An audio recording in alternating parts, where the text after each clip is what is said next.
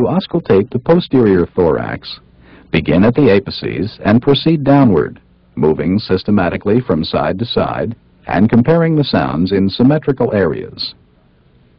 Using the diaphragm of the stethoscope, listen to at least one entire breathing cycle at each location. Listen to the duration, pitch, and intensity of the inspiratory and expiratory sounds, decide what type of breath sounds you're hearing, and note any added sounds. During auscultation, have the patient breathe deeply through his mouth.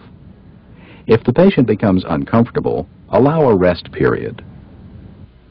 Now let's listen as the examiner auscultates.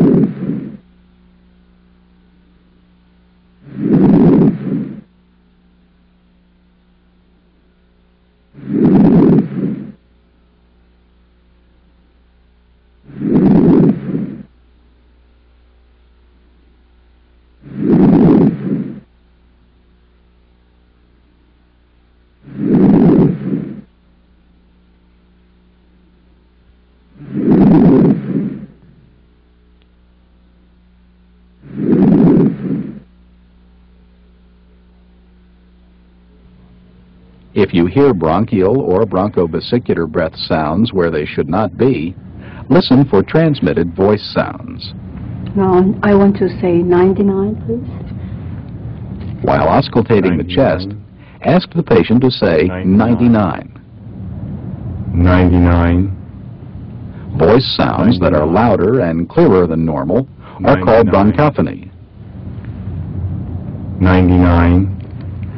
This time, would you say E? Then have the patient say E. E. When E sounds like E. A and has a nasal quality, E. egophony is present. E. E. This time, would you whisper 1, 2, 3, please? Finally, ask the patient to whisper 1, 2, 3. 2, 3. When these sounds are louder and clearer than normal, whispered pectoriloquy is present. 3. All these changes in voice sounds suggest the air-filled lung has become airless.